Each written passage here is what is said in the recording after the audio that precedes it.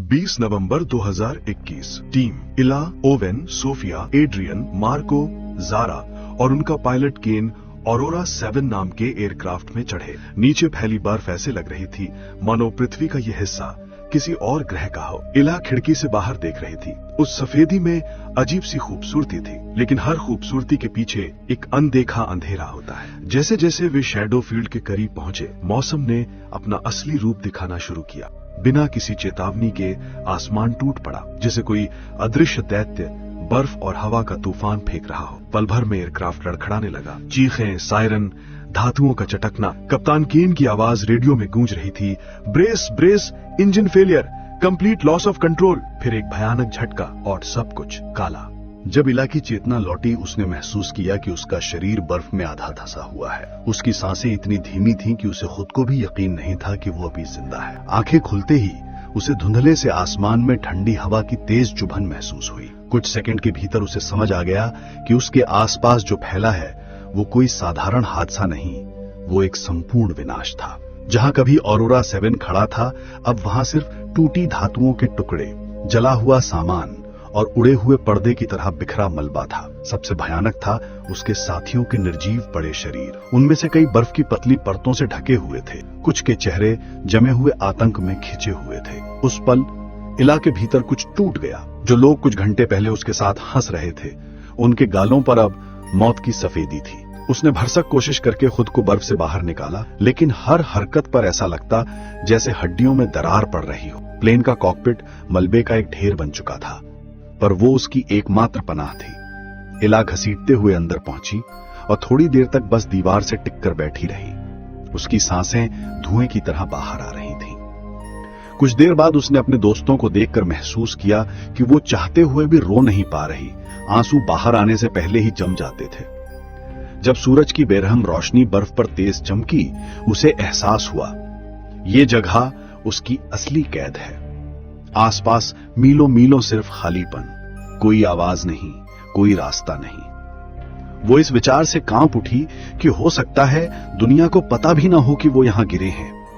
वो अकेली थी और यही उसकी सबसे बड़ी सजा थी। रातें इतनी क्रूर थीं कि इला रो भी नहीं पाती। आंसू जम जाते थे, उसे बहकावे होते, लगता कोई उसका नाम पुकार रहा है। कभी ऐसा लगता सोफिया उसके पास बैठी है, कभी एड्रियन उससे बात कर रहा है। वो पागलपन और होश के बीच एक बारीक रेखा पर चल रही थी। उसने एक टूटी धातु से दीवार पर पहला निशान बनाया।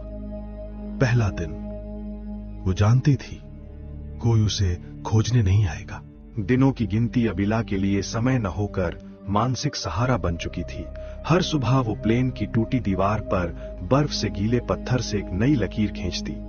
ये लकीर उसके जीने की गवाही होती, पर इन निशानों के साथ उसके दिमाग की पकड़ हकीकत पर ढीली पड़ती जा रही थी। 100 दिनों में जो बदलाव उसके अंदर आया, वो सिर्फ शारीरिक नहीं था, वो मानसिक विघटन था। कभी वो अकेले बैठकर अपने साथियों से बातें करती जैसे वे उसके सामने ही मौजूद हों। कभी वो उन्हें हंसते, चलते, उसके इर्द गिर्द घूमते हुए देखती। कभी उसे लगता कि वे उससे नाराज हैं, कि वो उससे पूछ रहे हैं क्यों। वो खुद को संभालने की कोशिश में प्लेन के आसपास बर्फ की कब्रें बनाती। हर कब्र पर उसने अपने दोस्तों का नाम उकेरा।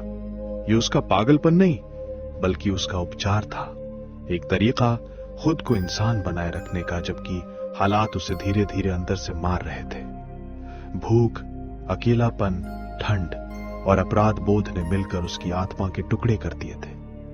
उसके चेहरे पर गहरी खाइयां बन चुकी थी। उसकी आंखों में एक खालीपन था, ऐसा खालीपन जो मौत भी नहीं भर सकती।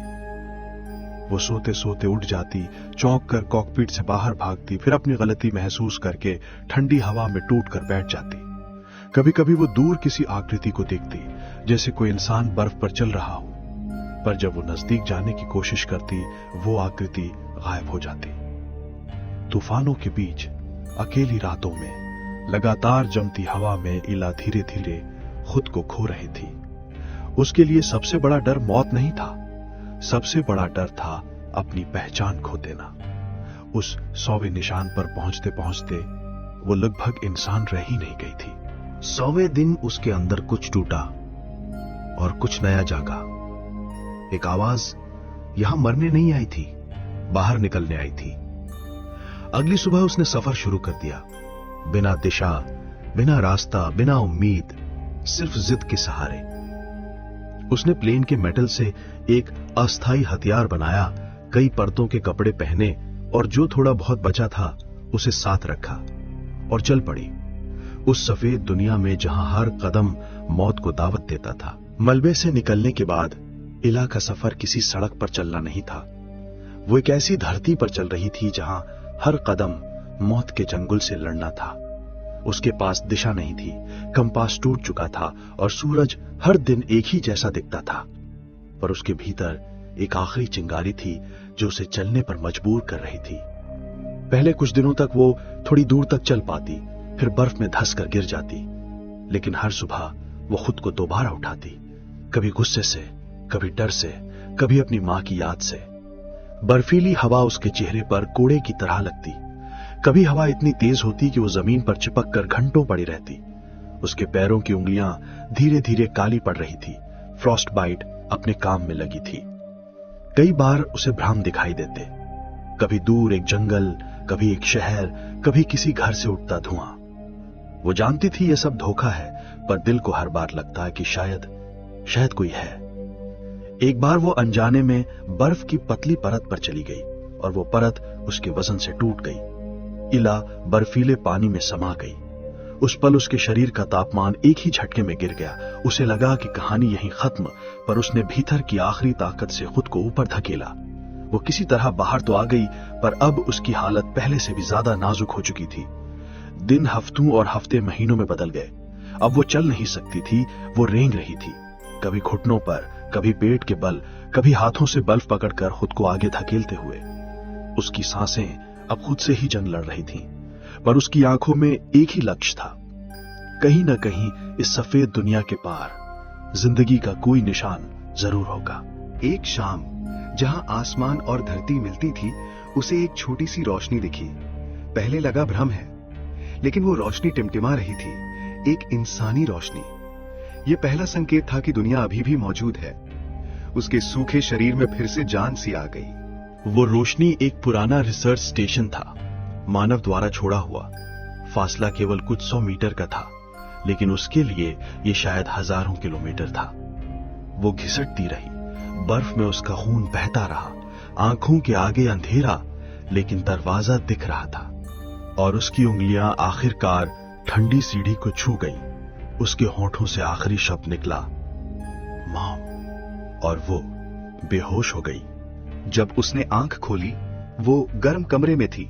उसके ऊपर झुके थे कुछ लोग, एक रूसी एक्सपीडिशन टीम जो साल में सिर्फ एक बार उस स्टेशन पर आती थी।